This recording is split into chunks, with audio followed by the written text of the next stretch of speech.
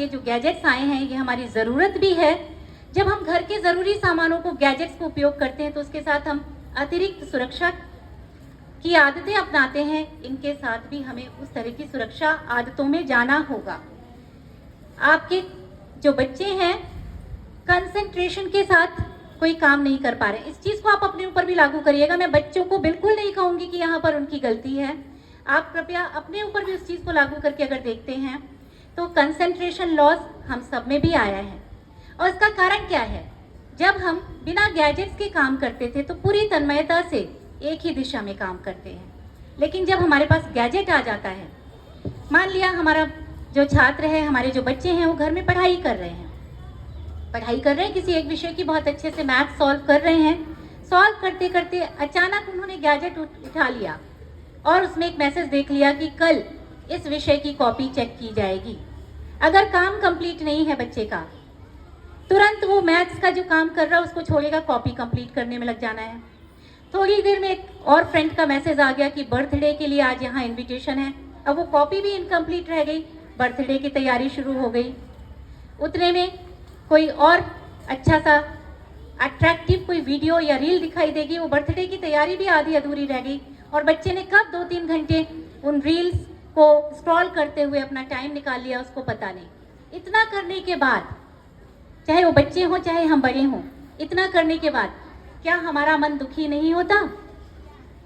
बहुत बुरी तरह से दुखी होता है। हम कहें या ना कहें, कहीं ना कहीं हम महसूस करते हैं कि हमने खुद ने अपना नुकसान कर लिया, और उस दुख को जब हम शेयर नहीं कर पाते तो और परेशानी होती है और डिप्रेशन या स्ट्रेस बनता है। तो ये जो समस्याएं हैं, इनसे आप कैसे निपट सकते हैं, कैसे इन समस्याओं को हम सॉल्व करें, और इसमें खास एक समस्या की जिसकी बात हम करना चाहेंगे, cyber bullying, sextortion, cyber grooming, ये 3 टर्म्स के बारे में मैं ज़रूर बात करना चाहूँगी। आप सभी से निवेदन है, डिजिटल गैजेट्स यूज करने वाले हमारे छात्रों के आसपास ही रहिए। साइबर बुलिंग यानी कोई भी व्यक्ति जो हमारे ऑनलाइन इस पे है, मंच पे है, जो हमें पता नहीं कौन है, क्योंकि ऑनलाइन मंच पर सामने से नाम भले ही आप में से किसी का आ रहा हो, हमें नहीं पता कौन है, ये स्थिति होती है। यानी पर्दे के पीछे की स्थिति, कौन क्या बनकर हमें क्या मैसेज कर रहा है हमें पता नहीं चल पाता। जो मैसेज कर रहा है वो ज़रूर हमारे मेंटल लेवल पर स्ट्रेस डाल देता है। तो साइबर बुलिंग में कई बार डराने धमकाने वाले ऐसे मैसेज जिसके डर से हमारे छात्र कुछ गलत कर सकते हैं। इन चीज़ों पे कंट्रोल रखना बहुत आवश्यक है, और उसके लिए ज़रूरी है कि आप अपने बच्चों के साथ बहुत सहजता से अधिक संवाद भी रखें, और हो सके तो उनके गैजेट्स पर अपना कंट्रोल इतना रखें कि आप उसमें नज़र रख सके, नज़र बनाए रख सके कि वो किन चीज़ों को एक्सेस कर रहा है। साइबर ग्रूमिंग ये एक बहुत खतरनाक शब्द है, और अगर आप ऑनेस्टी, ईमानदारी के साथ मानते हो तो आपके बच्चों के सोचने की जो लेवल है, आज के बच्चों का जो सोचने का लेवल है वो बहुत अलग हो चुका है हमारे बहुत पहले वाले बच्चों से। वो लेवल कैसे अलग हुआ है? वो उन चीज़ों को भी सोचने और देखने लगे हैं जो हम नहीं चाहते थे।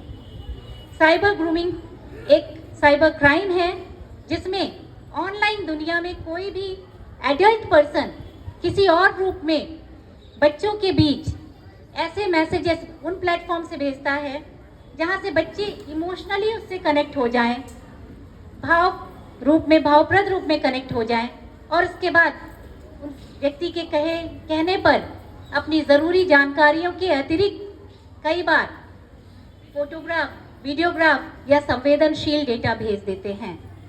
आपको कई बार पता ही नहीं चलेगा वो संवेदनशील डेटा का सामने जिसे साइबर ग्रूमिंग की है किस तरह का उपयोग किया, और किस तरह से छात्रों को आगे डराना धमकाना या परेशान करना शुरू हो चुका है। इस चीज़ में कहीं देर हो जाए तो बहुत बड़ी मुसीबतें हो सकती हैं। तो ध्यान रखिए, ध्यान दीजिए कि आपके बच्चे साइबर ग्रूमिंग का शिकार तो नहीं हो रहे हैं। और बच्चों, आप भी केयरफुल रहिए, कुछ भी इस तरह के मैसेजेस जैसी चीज़ों को बचा कर रखिए। अंत में, क्योंकि ये गैजेट्स हम छोड़ नहीं सकते, यहाँ पर हमें बैलेंस बनाना ही होगा, और बैलेंस बनाने के लिए हम टीचर्स से ज़्यादा हम अभिभावकों से निवेदन करना चाहेंगे। टीचर्स संदेश के माध्यम से बता सकते हैं, लेकिन आप अपने बच्चों को गैजेट जो दे रहे हैं उस पर पूरा कंट्रोल बनाकर रख सकते हैं। तो आप सभी से निवेदन है, साइबर क्राइम के प्रति खुद भी अलर्ट रहें, साइबर सेफ्टी और डिजिटल वेलनेस जैसी चीज़ों को समझने का प्रयास करें। हम कोशिश करेंगे कुछ कंटेंट हमारे छात्रों के ग्रुप के माध्यम से आप तक पहुंचाने का। आप में से बहुत सारे अभिभावक कई बार हमारे छात्रों के व्हाट्सएप ग्रुप को नहीं देखते हैं, तो उनसे भी निवेदन है कि वो डायरेक्ट देखें। कुछ मैसेजेस छात्रों के लिए होते हैं तो कई मैसेज हमारे अभिभावकों के लिए भी होते हैं।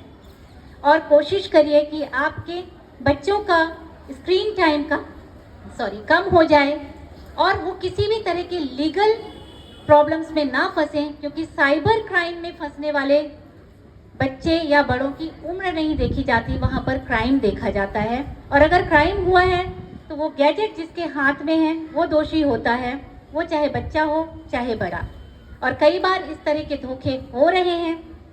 अभी हाल ही में कई घटनाएं ऐसी हुई हैं जिसमें बच्चों को माध्यम बना करके और साइबर क्रिमिनल्स अपने काम को पुख्ता कर लेते हैं, लेकिन दिखता ये है कि बच्चों के माध्यम से वो चीज़ प्रसारित हो रही है, वो चीज़ यहाँ वहाँ जा रही है जो आगे नहीं जानी चाहिए।